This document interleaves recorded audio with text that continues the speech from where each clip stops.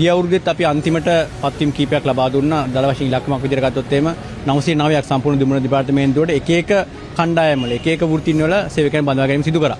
මේකේ ඉතුරු ප්‍රමාණය තමයි අඩුපාඩු ප්‍රමාණය තමයි අද දින බඳවා ගැනීම සිදු කරන්නේ. ඉතින් මේක අපිට හැකියාව ලැබිලා තියෙන අපි දන්නවා දුමුණ දෙපාර්තමේන්තුව උඩට ගන්න නම් මේකේ මානව සම්පත වැඩි කරගන්න ඕනේ. ඒ වගේම භෞතික සම්පත්‍ය කළමනාකරණය කරලා නවීන තාක්ෂණයත් එක්ක මේක මුසු කරලා තමයි අපිට නියමිත වේලාවට කැන්සලේෂන් ප්‍රමාණය අඩුවෙන් දුම්රිය ධාවනය සිදු කරන්න වෙන්නේ. ඉතින් ඒක ප්‍රධාන කාර්යය තමයි මානව සම්පත වැඩි කරගන්න එක. ඒක තමයි අපි මේ දෙන් කරගෙන යන්නේ. අපි හිතනවා මේ වෙනකොට මානව සම්පත අවුරුදු ගානක් තිස්සේ දුම්රිය දෙපාර්තමේන්තුවේ වෘත්තීය සමහර වෘත්තීන් වලට බඳවා ගැනීම සිදු වෙලා තිබෙන්නේ නැහැ. ඒක අපි සෑහෙන ප්‍රමාණයකට අපි දැන් මේ වෙනකොට යථාවත් කරලා යම් ප්‍රමාණයකට බඳවාගෙන තියෙනවා.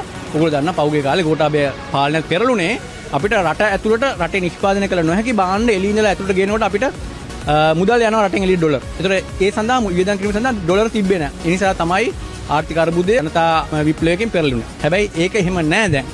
ඒ නිසා ආර්ථික ස්ථාවරයි පර්චේසින් පවර් එක අපිට තියෙනවා. රටට අවශ්‍ය භාණ්ඩ ටික ගේන්න පුළුවන්.